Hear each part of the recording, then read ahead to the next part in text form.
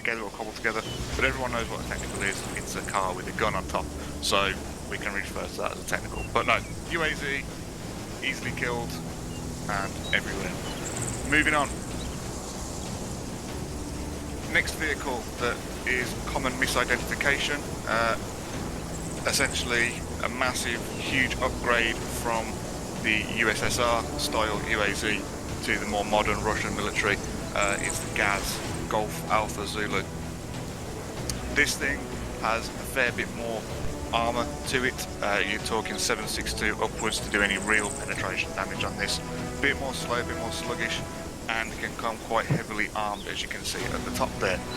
Identifying features, it looks a lot more modern, looks a lot more like a Panther CLV or something like that from the NATO side. But the most obvious thing to look out for is its top cover weapons up there, HMG and a GMG as well. So it can do a fair bit of damage. Look out for things like the antennas that are there on the sides, the big bull bars at the front. That's going to let you know that it's a GAZ. It can come in a variety of colours as well, from olive green, sand and all that. So a camo variant is relatively rare, should we say, but still worth noting. That can fit about 6 or 7 troops, I think, including the top cover. Not 100% on that, but obvious weak spots for that to go with these would be the wheels and again the glass. Whereas the UAZ, you can pretty much shoot everything. Aim for the wheels and the glass on this for an easy kill. Moving on, starting to get slightly more scary and risky and more of a threat. We have the BRDM, Bravo Romeo Delta Mike. This is pretty much just a heavily armoured car, scout car type thing. Identifying features on this is the odd looking chassis, or the boat-like hull that it's got on it. Also comes equipped with the small turret. I think that's like a 25mm cannon as well, so it's got a fairly beastly auto cannon on top. But the identifying features yet is the odd shaped hull and the fact that it's only got 4 wheels. So mistaking this for anything else can cause, you know, heavier firepower to come down on it than is necessary, really. Obvious weak spots on this again are the wheels. However, you can get decent penetration with even a 40mm grenade on these. The armour is relatively light and won't cause too much of a hassle. The stuff that you carry around with you within your squad level will easily take care of this, no problem whatsoever. But you do need to be mindful of that cannon. It can keep going even though the rest of the vehicle is disabled. So yeah, that is the BRDM, not to be confused with anything else, because that is slightly more scary. And then we go on to the fun ones. So is someone going to say something then?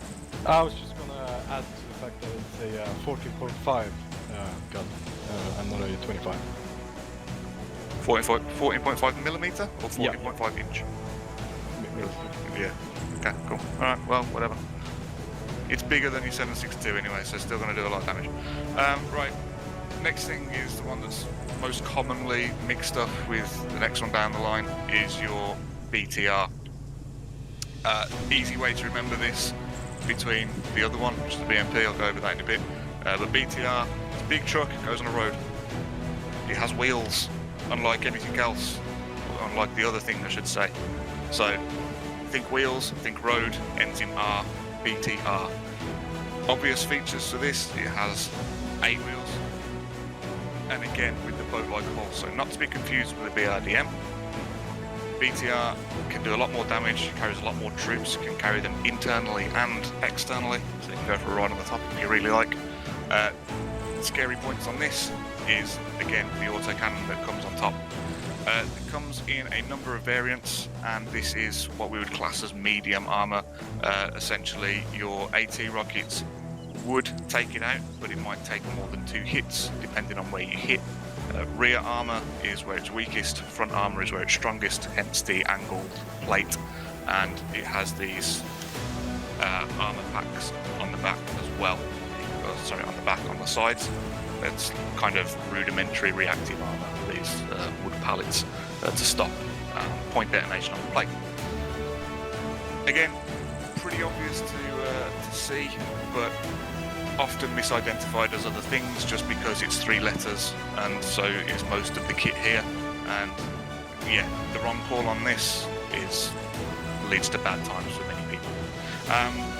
However, the good news is they are relatively easy to take out with your squad weapons by lighting up the tyres as much as you can. So your AURs aimed and putting a belt into the tyres will probably knock out 1 or 2. You're not going to be an instant kill, but it will stop it getting mobile, allowing you to see cover and then get more heavy ordnance on there. And again, you want to be aiming for the rear of the target or the top of the target if you can, to do the most penetration damage in one shot. A good rear hit on these is probably going to be a kill. If disabled, you'll probably see the crew dismount. You'll see discoloration around the plates, all that kind of stuff. Doesn't mean to say it's completely killed. The turret is autonomous to the rest of the body. It can turn on its own. Doesn't need to have the vehicle pointing in a specific direction. And again, pretty obvious to identify. Now the BTR itself comes in a number of variants. You've got the early one, which is this one, which is the BTR-60. So that's technically the weakest one out of the bunch. Moving on, you've got the 70, slightly different armament on top. That tends to come with a 7.62 as well as an auto cannon on there. And you'll notice some slight differences in the hull shape, the armour values, and comms equipment and such like attached to the back. Moving on to the more modern one, which is the BTR-80. It's probably the scariest one amongst them all. Complete remote control weapon system on the top. As you can see, quite a nasty autocannon on the front there. Much more armour, and most noticeable differences being the slight change in the front of the hull, and yet the weapon system on top is no longer the small manual turret. It's now got these RCWS systems on top there. So yeah, BTR 60, 70 and 80. Any questions so far?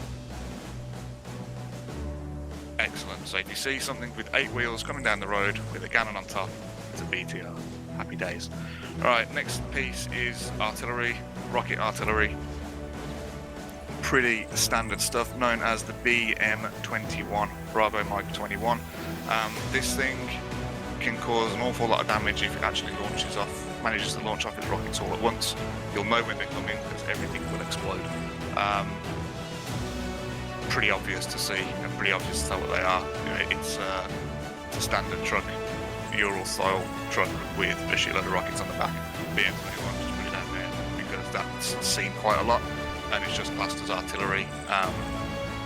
That's mobile artillery, so it's good to get the correct designation for what it is, because being mobile artillery by its very nature means that you can move. Alright, moving on to the next one. Again, often misidentified.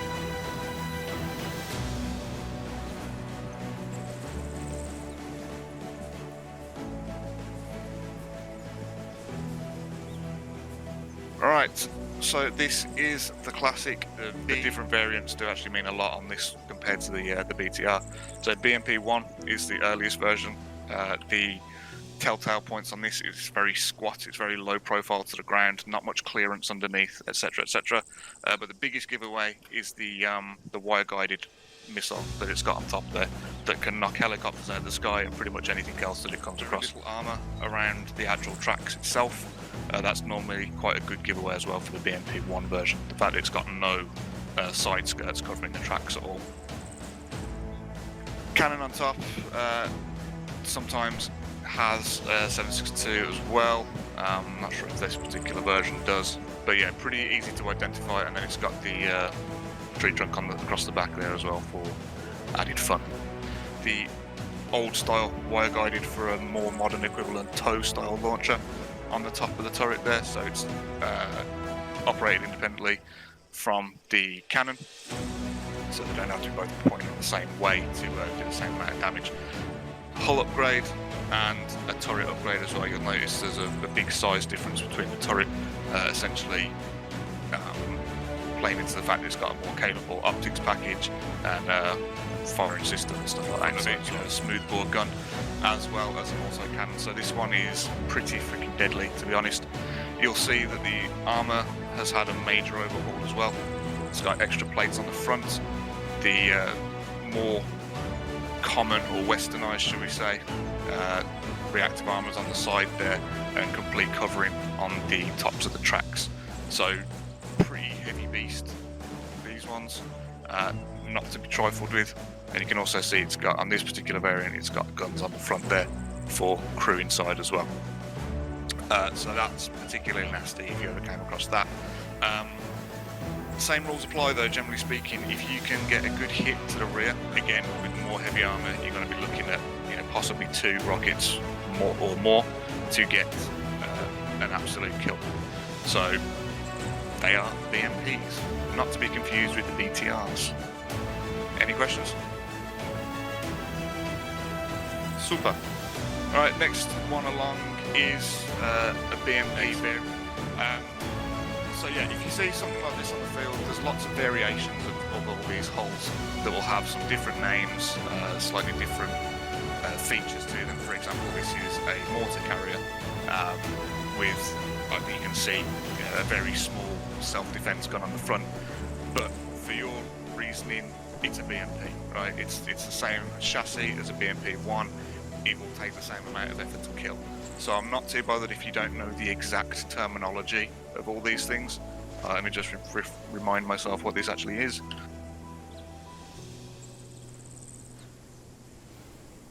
So that is a PRP-3, but that's just because it's a mortar carrying version, more of a, you know, command vic. You can see by the antennas at the back there, it's a BMP for what we needed to be classed as. So I'm not bothered if they're misidentified or anything like that. We're worried about threat level and the kind of damage that these can cause. So that's it then. That's the IFV, APC and just general utility vehicles sorted out. So let's move on a little bit just to around here. Technically, again, this is based on the BMP set chassis, in particular the BMP-3. You can tell by the slightly less angled hull, the tracks and everything else, and just the overall shape of it. This would be akin to a Striker with, in fact, no, the Curva, should we say, because this turret's heavily armoured. Big threat if you see this, because it will knock out anything that we run with ease, with the added bonus of the fact that there'll be troops spilling out the back of it as well. So this is known as a 2S25, but if you shout it out tank, then that's good enough for me. Don't need to worry too much about the designation of this, but know that as with all of them, if you spot javelin or something like that to hand, you would not go toe to toe in a warrior with that. Not at all. Moving on, we have the classic T-72. Pretty old, but still used in abundance with various upgrades, armor upgrades, etc, etc, etc. Telltale on this, with it being a T-72, not all variants have them, but a really good obvious bit is the HMG that it has mounted on the top. Essentially the commander's weapon, used as an AA gun and personal armor and everything. But generally speaking, if you see that and that kind of cupola setup, it's a T-72. You can also identify it with the kind of low profile turret that it has, compared to a lot of other tanks. It's fairly squat, fairly low to the ground, but the HMG on the top is a massive identifier. So T-72. Moving on, T-8. Correction. Yeah.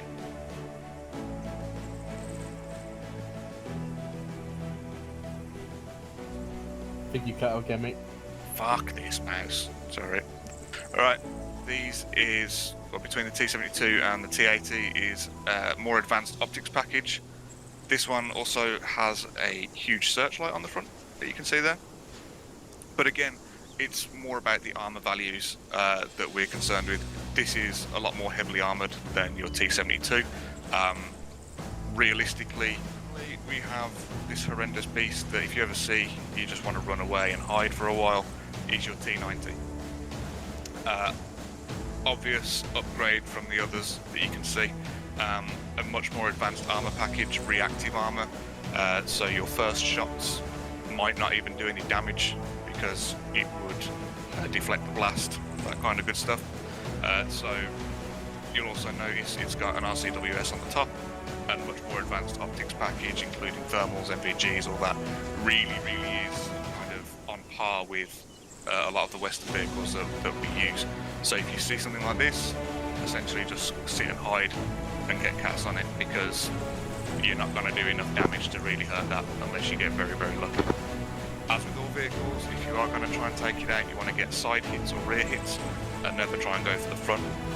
And if you can do anything, disable and let the air sort out the rest. Does anybody have any questions on anything you've seen today? But you'd have to be quite lucky at that.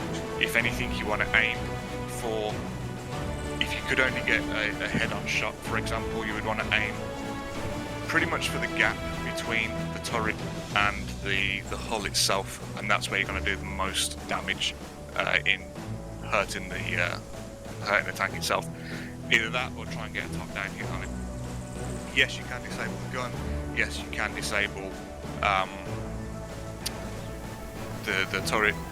Pretty much everything you can hit individually. As you know, it's the same as the stuff that we drive around in. It's just whether you can get that shot on and whether it's worth the risk or whether you just hide. I need to check, but I think with these later ones you can actually hurt the optics package, which will hurt their aiming abilities. So if you can see the kind of screens and stuff, or the optics that it's got on the front there, but that needs testing for sure. Anything else?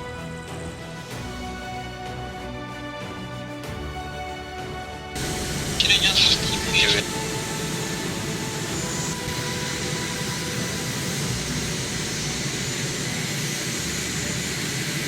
I'm ready to press salute.